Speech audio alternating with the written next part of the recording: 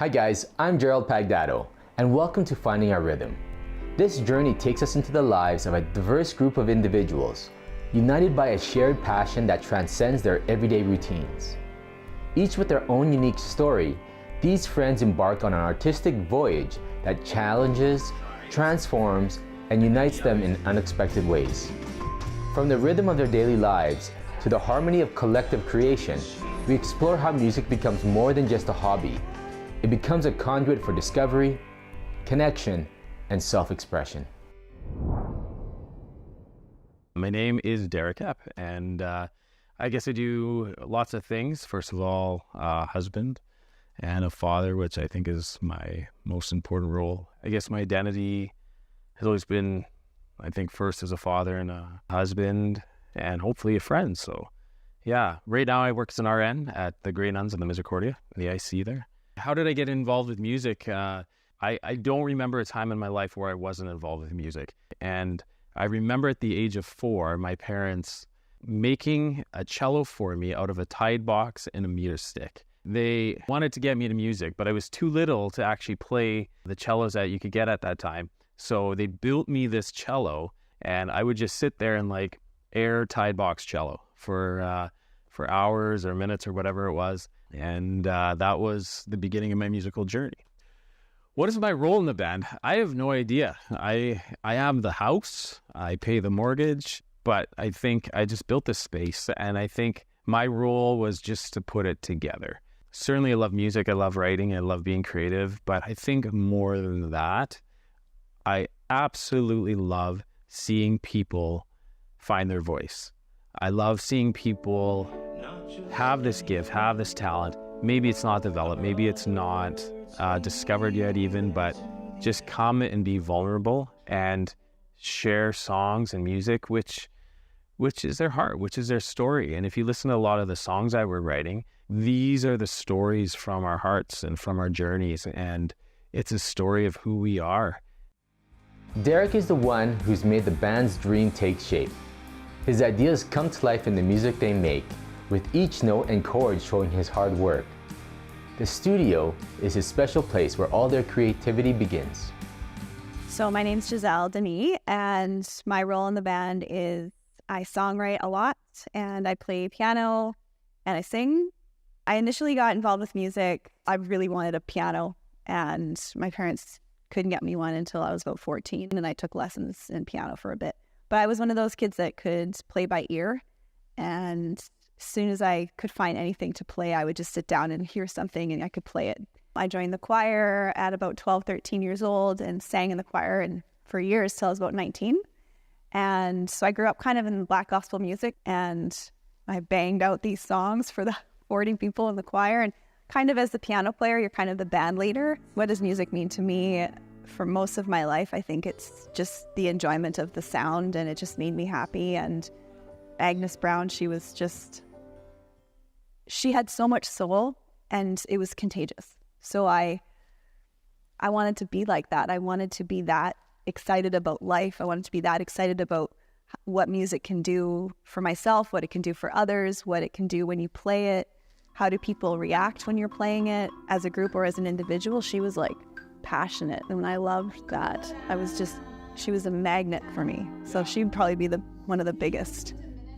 So I became part of this band in kind of a really interesting way.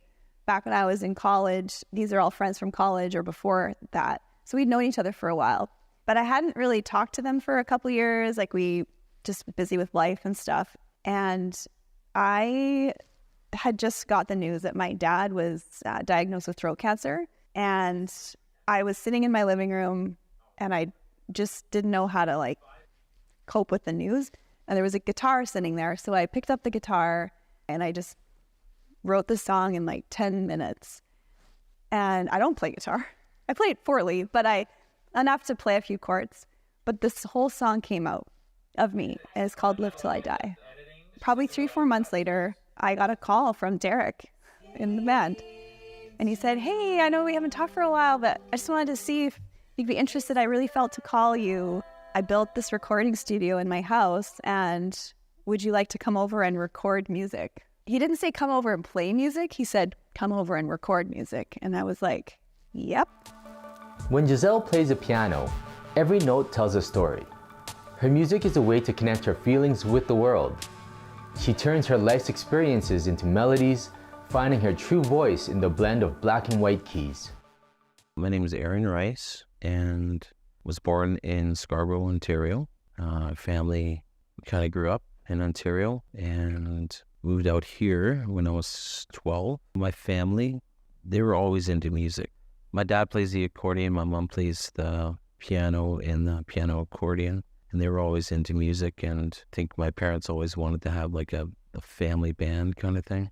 I bought my first guitar when I was, I think, maybe 14. It was from this old guitar shop. And I remember learning how to play on my own kind of thing and learning the GCD kind of thing, and just kind of kept going from there really. And our friends, some of my friends from high school, they like to play, and so we'd play every once in a while. And then I started leading worship at the church there. And 2 years into my Bachelor of Theology music major at Vanguard, before it was called NBC. I dropped out. I met a girl, and I'm like, yep, I want to hang out with her a little bit more.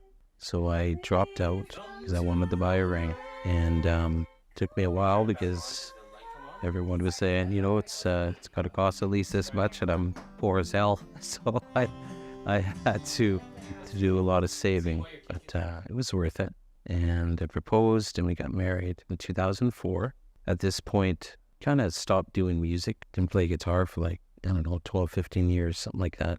And had my son, Max, with Julie, my ex-wife. We ended up getting divorced, and that was a really, really hard time. But that kind of brought me back into music. I was it kind of broke a bit, and it made me kind of get back into music, and I needed a way to kind of express what was going on in my head. And so I started playing again, and it took me a long time to kind of get back into it. But yeah, so I was just kind of going through different phases, and in my playing my own skills and stuff like that.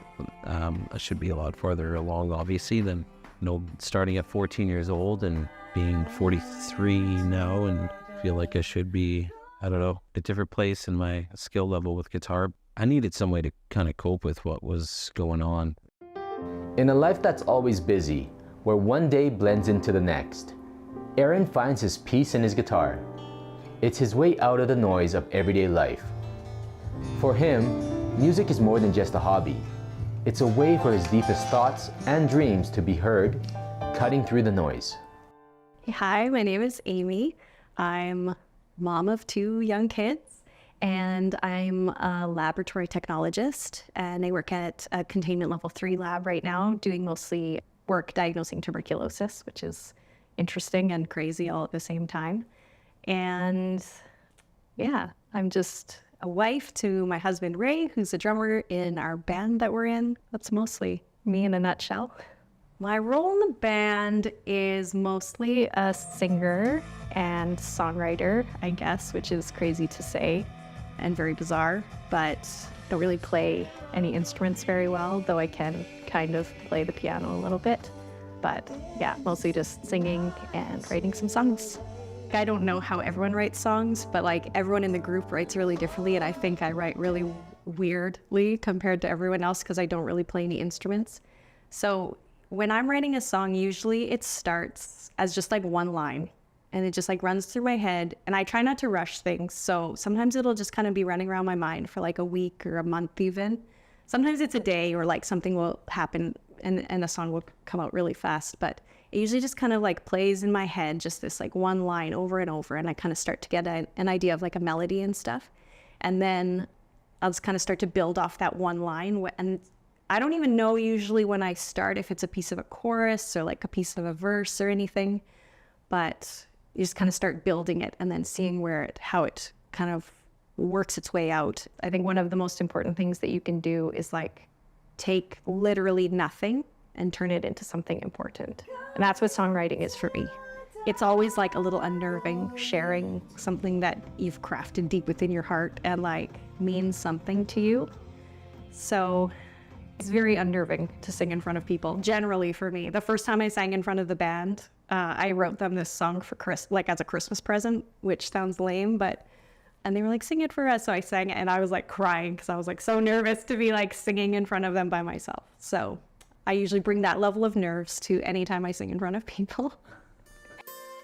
Amy's voice, strong yet open, comes from deep inside her, turning her stories into songs.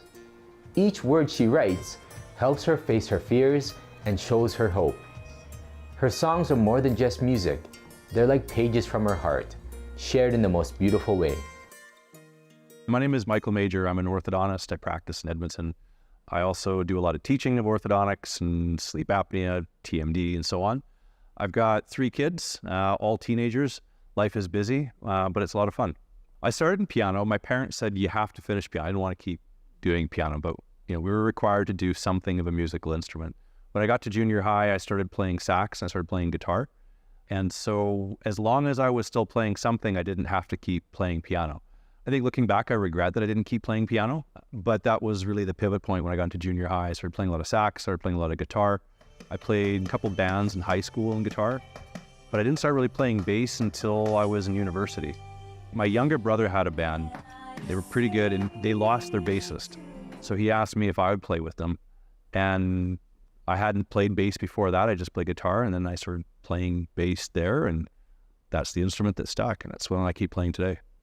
Music it's frequency, it's vibration, it's emotion, it brings back memories, it anticipates the future and hopes and dreams. It's there in the present, but yet it encompasses so much of life. Musical influences, clearly there was my early music teachers. Mrs. Riker was my 2nd grade piano teacher. Going into high school, when I started taking guitar lessons, Ron Byer was a guitar teacher I had. He was a phenomenal jazz guitar player. And looking back on it, I think I wish I had tried a little harder in those guitar lessons because he was so talented and he was very patient. But, sometimes you get really dedicated and practice, and then you slack off for months on end and do nothing. I could have learned a lot more, I think, from him than I'd given myself the chance to. Michael brings the story of the band to life with his bass. His playing sets the rhythm, keeping their creative ideas grounded. His bass lines give the band a solid base, helping them build their shared dream. My name is Raymond Bull. I am an architectural technologist by day, I guess, and project manager, and I am from Edmonton, Alberta. My role in the band is the drummer, and I guess I got involved with music back in high school when my brother-in-law needed a drummer, and I'd never played an instrument in my life, and he thought, you seem like you would be a good drummer. So my drumming influences in my life, I'd say, were like my number 1 drummers, or favorite drummers, were probably Travis Barker, Dave Grohl, and Taylor Hawkins. I love the way that they play, just solid, simple, but also like they are amazing to watch when they're playing. My story of Kids Running Wild, I guess it all starts with Derek. Without him, none of this would have happened. Derek decided that he wanted to build a space in his basement where he could bring us all together and hopefully start something that open up the doors to a space where we could create and write music together and play music together. Ray's drumming is like the band's heartbeat, calling everyone to come together. His rhythm tells a story of community, of people drawn together by their shared love for music. His drumming isn't just in the background, it's what brings them all together. My name's Lisa Epp, and I'm the wife to Derek, who's in the band as well. And my sister's also in the band, Amy Bull. And so there's a lot of cool connections there. And then I'm also a teacher. I teach junior high school. I teach English and social studies, and been doing that for 20 years. I don't really sing on the tracks or do anything, but I think during the creative process, I'm always around and kind of cheering them on, giving feedback. Sometimes I'll sing harmonies just to like give a different aspect. But I think mostly I like just kind of coming alongside them, whatever they're dreaming about, to be excited with them, pump them up. And I really like feeding everybody and kind of dealing with those kind of logistical aspects of the band. Yeah, so popping up and down while they're doing their thing and usually making a big pot of soup or whatever it is. Derek's quite a dreamer, and people who know Derek from a variety of different parts of his life know that if he has an idea for something, if he has a dream, he's one of those people who can always make it kind of come to fruition. And even when we built this room, when we were deciding how to finish our basement, Derek said, wouldn't this be cool as a music studio? So he's been doing music his whole life, and it had kind of taken a backseat, and he thought, it'd be neat to actually intentionally build it as a recording studio. So made a lot of like design choices, and then it was sort of like, well, who's going to come to the recording studio? So I think just how I kind of entered into this was just as kind of like partnering with his dream and his vision. And then the other pieces started falling into place, the right people and the right timing and people we hadn't seen in maybe a decade, and just started realizing, oh, this could really be something. Behind every big project, there are people who keep everything going. And Lisa is one of these key people. She does more than just handle the day-to-day stuff. She's the heart of the band, making sure that their creative journey keeps moving smoothly. My name is Neil Payne. I am Giselle's husband. I am a roadie, sound guy, general bringer of positivity, carrier of things. That's me. The challenges I face in this role, I'm not trained as a sound guy or a tech by any means. So yeah, pretty much learning on the fly. I got to know everyone. I got to know Derek in college, Aaron, I guess, in high school. He was like friends with my sister or something, and just a kid that would hang out at our place, and he was hilarious. So I was a bit older, but kid made me laugh, so we'd hang out. And then through college, and yeah, I met Derek in college, Giselle in college. Mike was around that time. Mike was kind of friends with Derek. I was playing like percussion a little bit, and he played bass, so I'd get on a few things with him. Yeah, and then Amy was Lisa's little sister, and Lisa was was part of that crowd too.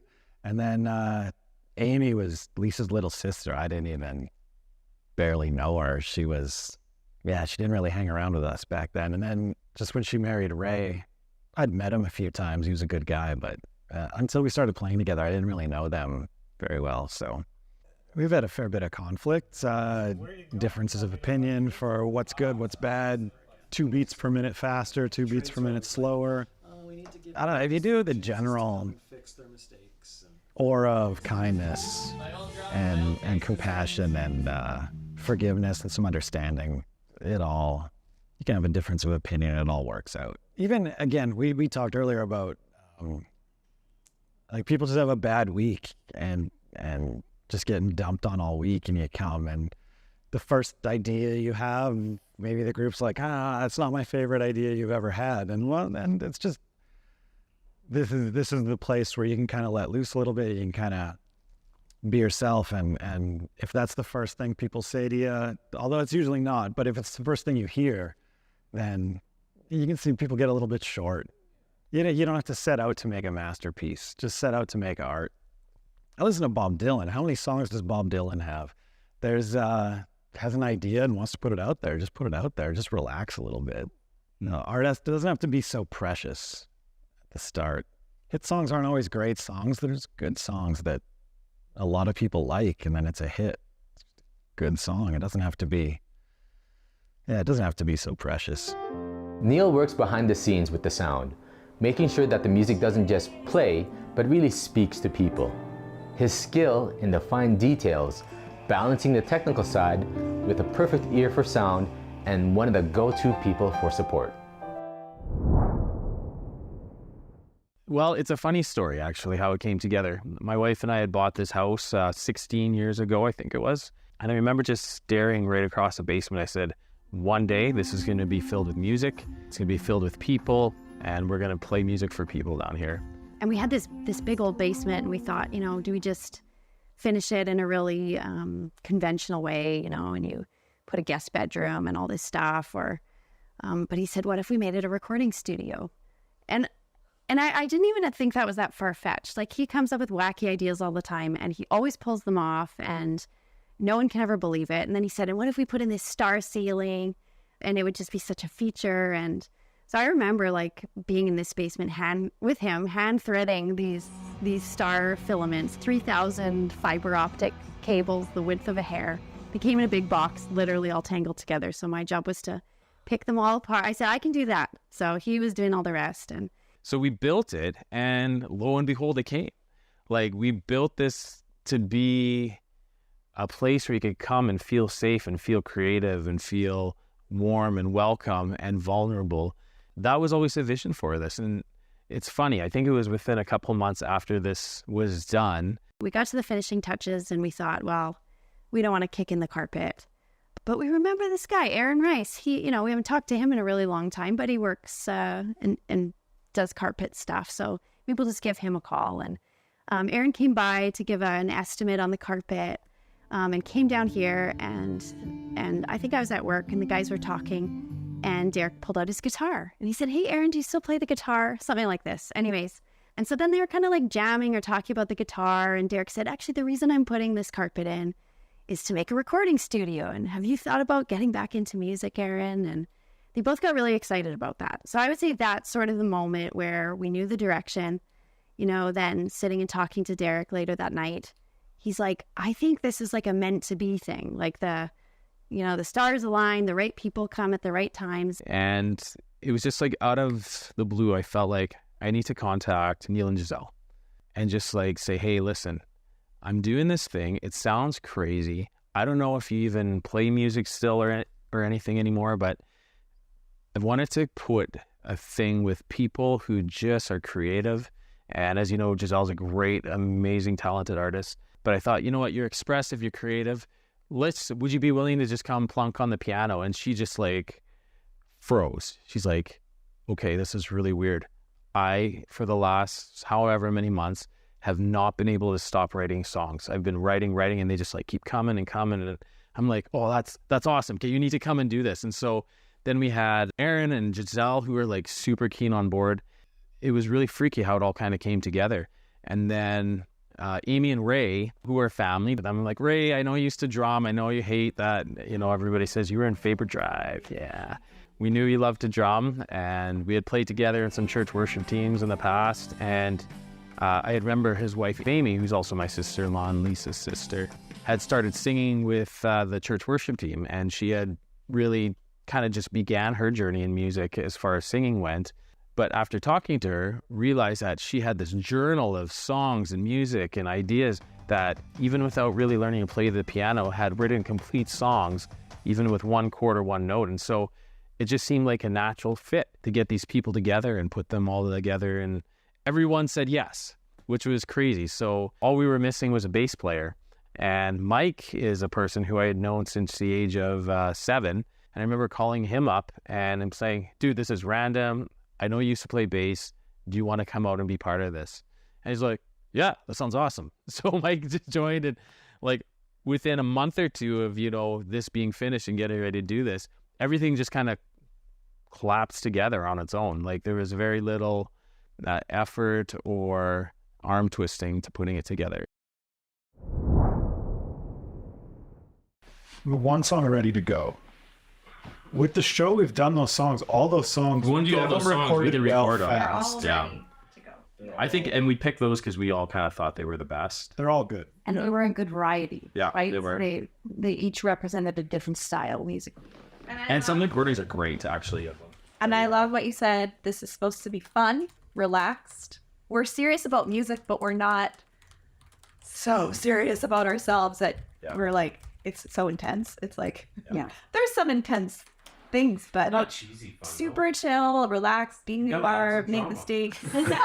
We're going to be fighting before the end of this. I tell you that right now. I love you both, but we're fighting.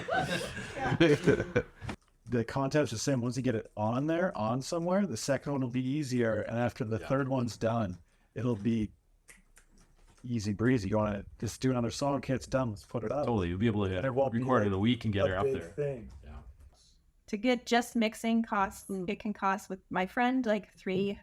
Okay. But to produce it costs $1,500. Yeah, it's at a time. It's like 40 hours to produce one song of recording. But I think just the mixing is the level we're at and is all we need right now. And if, let's say, a song went crazy and we went viral, that's, in my opinion, baby. Produce it. Produce it. Right. That's just my opinion, but. So then most of the time we're spent here getting good quality tracks, just raw tracks, and then let somebody else master and mix them together. I don't think we need to be as like technical with all this. Nor do I want you to go down. That was actually really cool. A picture of you in like the full. She does wear that. Can you get the full suit? We can make a fake lab. That would be rad. And they should be The sparking of idea ignites a new chapter for our band as they gather to discuss the possibility of creating an album together. Excitement and uncertainty fill the room. This moment marks the beginning of their ambitious journey, one that will challenge them to blend their diverse talents and voices into a cohesive artistic expression. The path ahead is uncharted, but the passion and commitment shared among these friends shine brightly, promising a journey filled with discovery, creativity, and the magic of music. Stay with us for the next episode of Finding a Rhythm as we keep telling the story of this amazing band.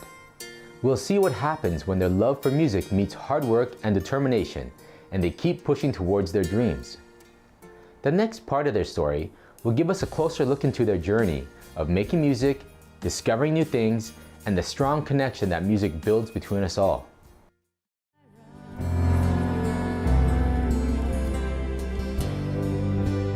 You'll be there with me. It is all me.